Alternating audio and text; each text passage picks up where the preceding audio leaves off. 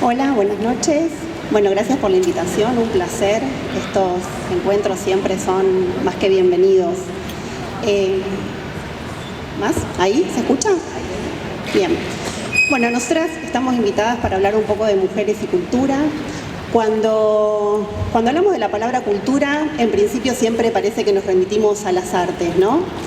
La cultura es un poco más que las expresiones artísticas, pero si vamos a pensar en el rol de las mujeres en las artes, podemos decir que hemos estado como un poco invisibilizadas, ¿no? No teníamos mucho acceso, si bien hay mujeres a lo largo de la historia que han hecho grandes creaciones artísticas, no se las conoce mucho o hace poco se ha empezado, ¿no?, a hablar de ellas. De hecho, hoy se sabe que algunas obras de pintores en realidad han sido de mujeres y esas mujeres aparecían como mecenas, no aparecían como autoras de estas obras artísticas. Hace poco la Secretaría de Cultura hizo unas entrevistas a diferentes mujeres que trabajaban en la Secretaría y una de ellas, del Museo de Bellas Artes, cuenta que estuvo desarmando apellidos. Me acordaba un poco de lo que contaba la compañera anteriormente. Este desarmar apellidos tenía que ver con tomar colecciones de creadoras mujeres y aquellas mujeres que estaban casadas tenían todas el apellido de casada, ¿no? Entonces uno de sus trabajos fue renombrarlas con sus apellidos de soltera. Bueno, fue todo un trabajo que se hizo en el museo muy interesante. Las mujeres en las artes en realidad teníamos ese lugar como más de distracción, ¿no? Podíamos hacer artesanías, bordado, danzas tal vez, pero no se lo tomaba como una actividad artística en sí. Cuando a fines del siglo XVIII se crean las primeras academias de arte, también el acceso era muy difícil, en general las que accedían eran las mujeres de clase económica acomodada, y por ejemplo al principio no se podía asistir a las clases de modelo desnudo, ¿no? Sí podíamos asistir a las clases de bordado, pero las de modelos desnudos las mujeres no podían entrar. También si hoy día vemos, no sé, las grandes obras literarias o las partituras que ejecutan las orquestas, en general son de hombres creadores.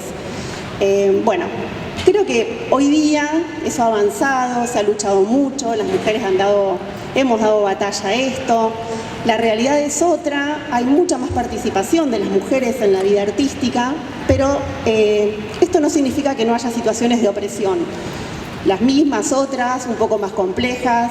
Hay situaciones de público conocimiento que conocemos, de situaciones de acoso, de violaciones, denuncias que hay al respecto.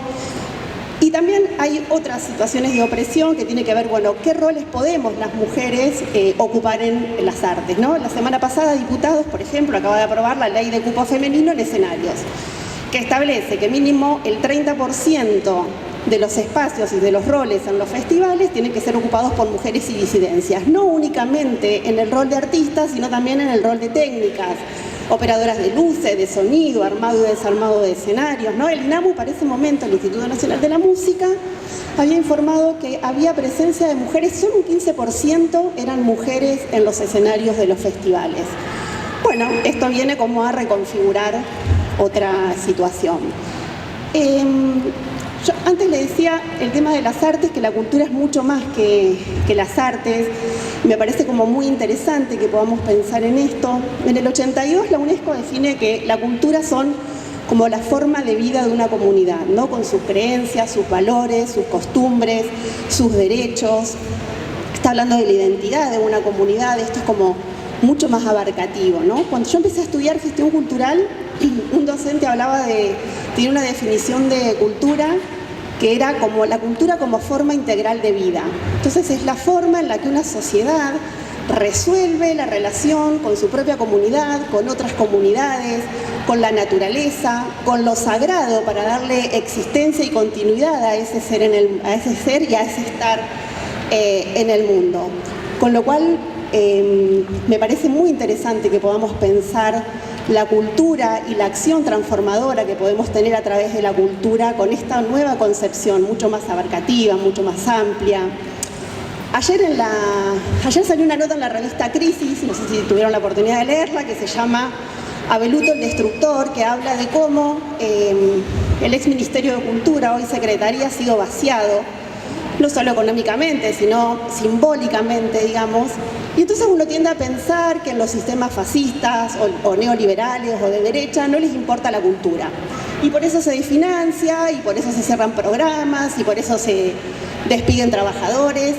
Y en realidad yo creo que es justamente lo contrario. Entienden tanto el valor de la cultura y tienen tan clara la capacidad transformadora de la cultura y de las acciones culturales que se esfuerzan, digamos, en desfinanciar y en hacer lo posible para que esto no ocurra, porque tienen clarísimo el poder transformador de la cultura. Y si yo pienso el rol de las mujeres en esto, suelo ir un poco para atrás y digo, bueno, ¿de dónde viene la palabra cultura? ¿No? La cultura viene del latín culto, cultus, de la voz colare, que tiene que ver con el cultivo, con el cuidado de la tierra, del ganado, con la crianza. Eso nos puede llevar a pensar, por ejemplo, en la agricultura, ¿no? En esto del cuidado de la tierra, del cultivar. Y la agricultura es una actividad que han inventado las mujeres, ¿no? Digo, nosotros desde chicos en las clases de historia o de geografía escuchamos, bueno, el hombre salía a cazar y la mujer recolectaba, ¿no? Bueno, hoy día hay algunas que dicen que las mujeres también salíamos a cazar, que no era que solo los hombres salían a cazar, pero lo cierto es que las mujeres embarazadas o con hijos muy pequeños sí se quedaban en el hogar.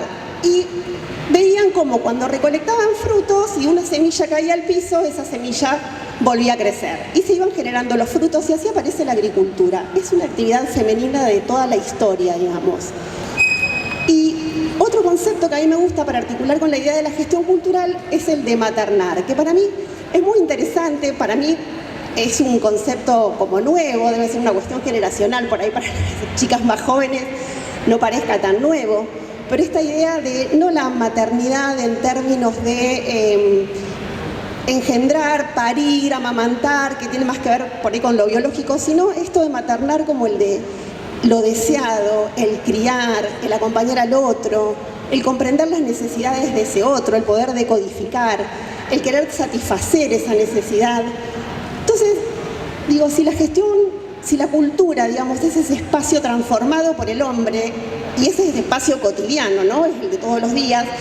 Bueno, la gestión cultural como acción transformadora debiera ser por excelencia la actividad a realizar. Y las mujeres creo que con nuestra historia, que podemos reclamar, podemos seguir peleando por nuestros derechos, es muy válido salir de la estereotipación en la que hemos estado las mujeres, pero me parece que todo eso aprendido, ¿no? Simbólicamente, el gestar, el criar, el maternar, el dar a luz, también pueden ser con nuevos proyectos culturales que vengan a cambiar construcciones simbólicas que establecen una determinada identidad y formas de relacionarse de una comunidad.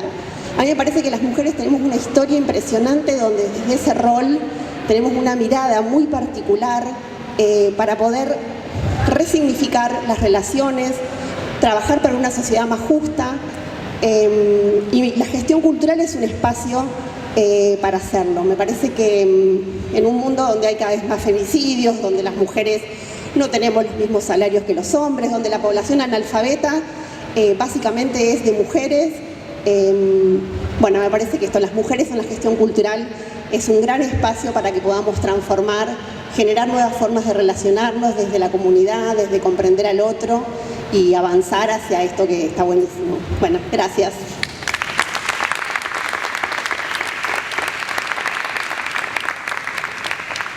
Bueno, buenos días. Mi nombre es Naila. Actualmente soy estudiante en Ciencias de la Educación, casi licenciada dentro de poco. Me desempeño como docente y también como desarrolladora de recursos educativos en Heroínas de la Historia. Cuando nos invitaron a formar parte acá del evento en el área de mujeres y cultura, lo que se me vino a la cabeza son unas noticias que circularon hace aproximadamente un mes, en donde, bueno, muchos medios levantaron la misma noticia, pero los titulares eran muy similares y lo que decían era que 2 mujeres solas van a cumplir una misión en el espacio. Son dos mujeres estadounidenses que iban a ser las primeras en salir de la Estación Espacial de la NASA para cumplir una misión en el espacio. Lo que más me llamó la atención, en primer lugar, de este título es la palabra solas. No sé cuántas mujeres se necesitan para dejar de estar solas. Es algo que todavía no lo logré contestar, pero evidentemente solas hace referencia a sin un hombre al lado. Porque después, cuando nos adentramos un poco en las notas, lo que explican es justamente eso, que las mujeres iban a integrar esta pareja y era la primera vez que se iba a hacer sin un hombre. No sé si ustedes vieron, porque yo no, algún artículo, alguna nota que mencione a dos hombres solos en el espacio. ¿Será porque esto es algo cotidiano, es algo de todos los días, que los hombres tengan este tipo de tareas y de misiones? Y es un suceso histórico que las mujeres sean el primer equipo en salir de la estación espacial. Entonces, por un lado, eso, como vemos un hecho histórico, algo para destacar, que dos mujeres puedan hacer esta misión sin ningún hombre. Por otro lado, lo que sorprende es que las mujeres sean astronautas, que es un ámbito tradicionalmente ocupado por hombres. Entonces hay algo para destacar en esta noticia que no vemos así en noticias que hagan referencia a astronautas hombres. Lo que quiero expresar con esta noticia y los comentarios es que nos sorprende que las mujeres ocupen lugares que son tradicionalmente reservados a los hombres. Estas noticias son parte de nuestra cultura cotidiana y las vemos históricamente, no es algo nuevo, digamos, esta noticia podría haber sido otra, para el caso sería lo mismo. Lo que nos preguntamos con mis compañeros y compañeras del equipo es por qué los medios se refieren de esta manera al tratar estas temáticas. Y ahí nos damos cuenta de que muchos campos hoy, como mencionaba mi compañera y como escuchamos anteriormente, que muchos campos hoy todavía no son ocupados por mujeres, o que en muchas ocasiones las mujeres son testigos de cómo hombres ocupan estos cargos para los que ellas también están capacitadas, o en ocasiones, como mencionaban antes, reciben una remuneración menor por hacer el mismo trabajo que un hombre. Nos enseñaron desde muy chicas que hay tareas para hombres y hay tareas para mujeres. Allá a la derecha de ustedes, a mi izquierda, está el stand de Heroínas de la Historia, que es un álbum de figuritas que toma a las mujeres del pasado, de distintos lugares del mundo, como también a las disidencias y a los colectivos de mujeres. Porque nosotros creemos y nosotras creemos que la cultura es política y lo que no se nombra se mantiene invisibilizado. Es por esto que seguramente cuando nos acerquemos al stand veamos que hay muchas mujeres que no las conocemos, que no sabíamos ni siquiera que existían. Bueno, no nombrarlas es seguir manteniéndolas inexistentes. Un álbum de figuritas, para muchos de nosotros y nosotras, recién veía gente que se acercaba al stand y se acordaban de cuando ellos eran chiquitos, chiquitas y juntaban figuritas de torneos de fútbol, de mundiales, que se renuevan constantemente y que siguen existiendo y ocupan los espacios escolares muchas veces. Un álbum de figuritas es un objeto cultural y muestra un discurso hegemónico y político particular. Es por esto que creemos que un álbum de figuritas de mujeres invisibilizadas de la historia es también un objeto cultural que viene a romper con eso. Y el primer álbum que reúne a las mujeres de la historia no solo es latinoamericano, sino que es argentino. Y lo pueden visitar y ver en un rato. Al referirnos entonces a mujeres y cultura, lo que vemos es que este álbum no solamente sirve para visibilizar, sino también para construir la cultura del futuro, para que niñas y jóvenes se puedan proyectar no solamente como astronautas, sino también como científicas, como biólogas, como químicas, como deportistas, como historiadoras, como políticas, como artistas, como pintoras, músicas, y puedo seguir nombrando un montón de profesiones más.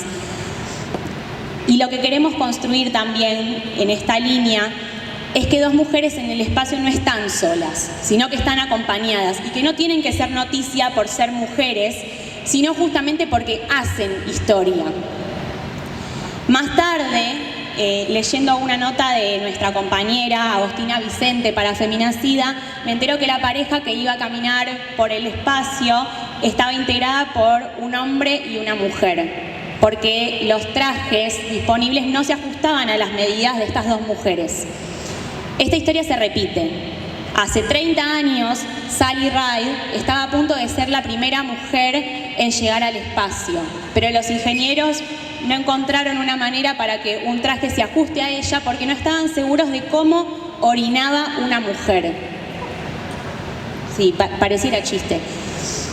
Entonces fue una decisión política que las mujeres hayan sido invisibilizadas de la historia y por ende subestimadas en la cultura. Sally Ride está como una de las heroínas que conforman el álbum, porque estas hostilidades que a ella se le presentaron se presentan en lo cotidiano de las mujeres, donde, repito, hay cargos a los que todavía las mujeres no acceden y los hombres los ocupan estando igualmente capacitados o reciben una remuneración mayor por el mismo trabajo. Y bueno, antes estuve notando que mencionaron a Paulo Freire, que decía que toda pedagogía es política. En este sentido creemos también que toda cultura es política, y me refiero también al campo de la educación, donde yo me formé y me sigo formando. Y la cultura como algo político refiere a que la cultura es arbitraria, podría haber sido de otra manera. Y estos discursos hegemónicos son los que consumimos día a día como sujetos, sujetas pasivas. La tecnología hoy en día nos aporta un montón de herramientas, nos hace sentirnos más cerca, tenemos todo al alcance de la mano. Los programas de tele, los canales en YouTube nos impulsan a consumir esta información como sujetos pasivos, sujetas pasivas. Entonces nos parece en esta línea que la vuelta a lo analógico, a un álbum de figuritas, por ejemplo, a juegos de mesa, a una obra de teatro, nos invita a encontrarnos con un otro, con otra. Y en este encuentro poder transformar y transformarnos en conjunto. Es por esto que creemos que política y cultura van de la mano. Y no es casualidad que seguramente nos volvemos un poquito a cuando éramos más chicos y seguro nos hablaron de San Martín, pero quizás no conozcamos a Juana Zurduy. O juntando álbumes de figuritas nos damos cuenta que conocemos al número 10 de la selección de Camerún, pero no sabemos que este año se jugó un mundial de fútbol femenino y hay mujeres que hoy en día no pueden vivir del deporte como Messi o como Agüero. Es una decisión política y transforma la cultura este álbum de figuritas, que implica que los sujetos sean activos, que se repiensen y que se repregunten. Y es en este encuentro donde podemos conocer todo aquello que no representa el discurso hegemónico. Conocer nuestra historia también implica reconocernos. Y es por esto que en febrero del año que viene vamos a lanzar una colección junto a mis compañeros y compañeras del equipo que reúne recursos educativos, aparte del álbum de figuritas, juegos de mesa, una obra de teatro y demás que conforman esta gran colección para construir una educación con una mirada crítica que invite a niñas, niños, jóvenes a construir una cultura diferente, donde haya posibilidades para todos y también para todas. Este es el mensaje que queríamos dejar con el equipo, y también queremos agradecer el espacio que nos brindaron, a Vivi que nos invitó, y los invito y las invito luego a recorrer el stand para conocer el álbum y el material. Muchas gracias.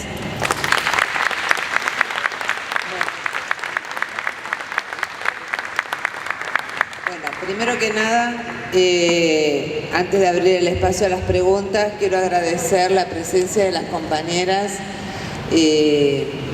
a Vivi, que otro motor que tenemos en la delegación, que es la generadora, tiene de todo para traer, de todo para invitar, de todo para proponer, pero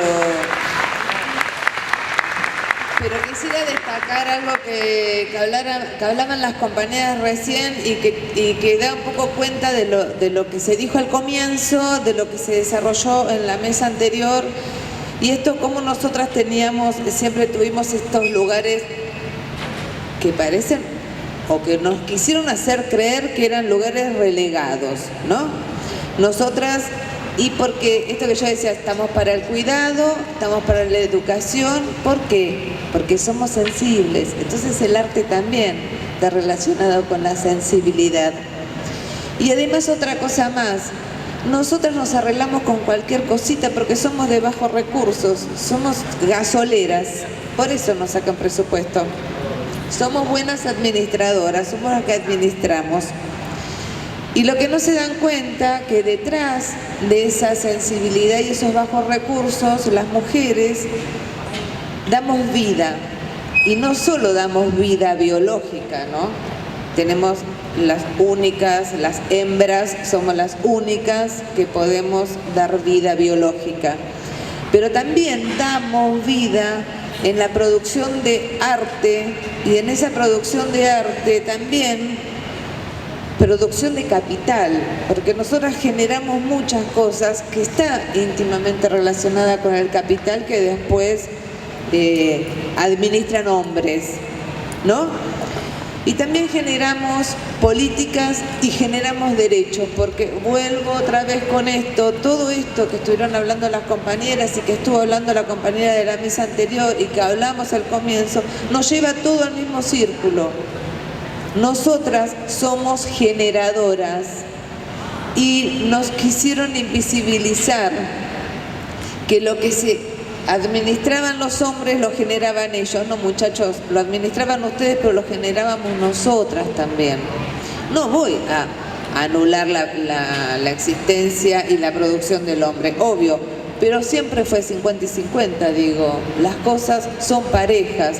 Lo que estamos luchando por el 30%, porque en algún momento van a tener que luchar ellos también por ese 30% de cupo, porque tuvimos que arrancar con el 30, llegaremos al 50 y no nos para nadie, pero les vamos a permitir el 30 también a ellos más adelante. Bueno, nada, no quería perder el espacio para decirlo. Se abre las preguntas, si quieren alguien preguntar algo. No sean tímidos, ni tímidas, ni timidez. Ninguna. Sí, ahí hay una pregunta. ¿Querés micrófono? No, escuchan.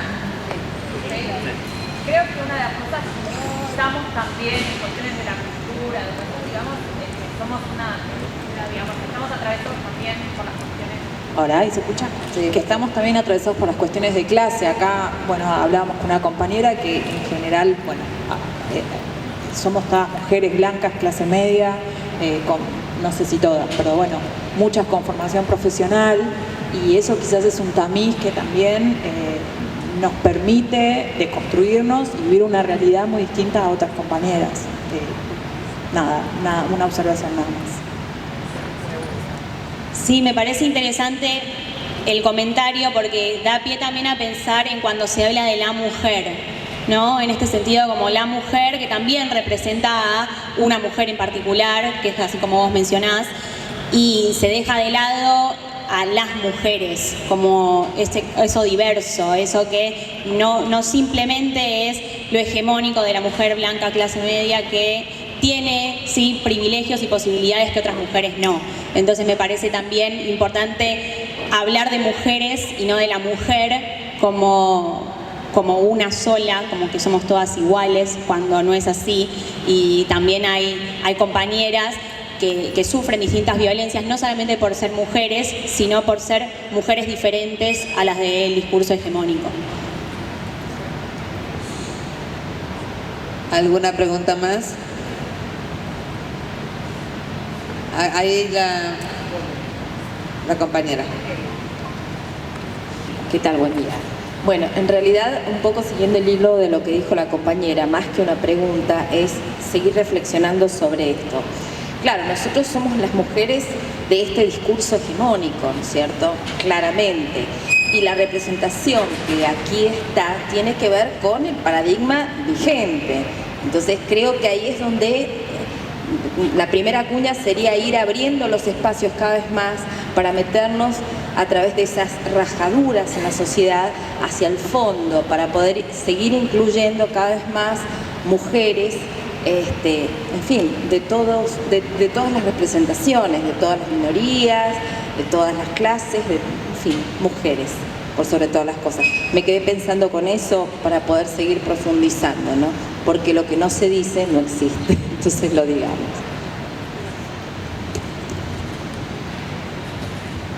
Hola, Sí, muy interesante. La compañera anterior hablaba de lo instituido y lo instituyente, ¿no? Entonces, siempre estamos en un paradigma determinado y los movimientos que se van produciendo van como queriendo instituir cosas diferentes y después eso instituyente pasa a ser instituido y vendrán nuevos modos, nuevas formas de repensarnos, de cambiar, de reflexionar. Si nosotros realmente entendemos a la cultura y a la producción cultural en su sentido más amplio, no solo artístico, como eso que nos permite repensarnos y tener en cuenta al otro y entender las necesidades del otro y no creer que nosotros somos los que sabemos y vamos a decirle a los demás qué es lo que tienen que hacer para tener una mejor comunidad, sino, digo, poder bajar a tierra, trabajar con los demás, poder escuchar. Seguramente lo que podamos construir va a ser algo superador y el movimiento estará siempre. En algún momento eso pasará, como decíamos antes, a serlo instituido y vendrán nuevas generaciones con nuevos planteos a desafiar eso que en algún momento, bueno, habrá sido revolucionario y después dejará de serlo para que venga algo nuevo y superador. Yo tengo un comentario, no hace falta. Bueno, no, lo que estoy pensando es que sin duda hay que hacer mucho hincapié en lo que es esta regularidad de encuentro, porque muchas veces pasa lo que se encontraron en esta nota que vos señalaste, bueno, estoy segura si eras vos o la de educación, el hecho de que a veces una, por abordar un tema con toda sinceridad, termina siendo un poco señalada, y ahí está el hecho de la mujer que dice: está perfecto que sea un hombre y no una mujer el niño, la persona que va a actuar de docente con un niño, pero aún así es muy difícil la aceptación en cuanto a la mirada, y no solo de una abuela que cae de otra generación, sino incluso de una vecina o quien sea, otra madre que dice: ¿a vos te parece que esto y lo otro? Ese señalamiento es algo que nos cae y nos pesa a todas las mujeres que estamos en este ámbito a veces. Y por eso hay que hacer hincapié en la regularidad de encuentros y de dar a conocer las normativas que todavía se sostienen, aunque cambian en papeles. Eso. ¿Algo para agregar? Gracias. ¿No? ¿Alguna más? Bueno, agradecerles a todos. De todos modos, esto de las preguntas es una formalidad, pueden seguir preguntando y hablando ahí abajo, pero sí, creemos claramente algo que retomo lo de la apertura que dijo Vanessa. Nosotros somos un gremio y somos de los únicos gremios que hace ya 13 años cuenta con una comisión de igualdad de oportunidades, trato, que no lo tienen todos los gremios, y es el día de hoy que no lo tienen muchos gremios. Entonces somos pioneros en este trabajo hormiguita, pero las hormigas vieron lo que construyen, ¿no? Bueno, allá vamos, ¿sí? Bueno, gracias. Siguen.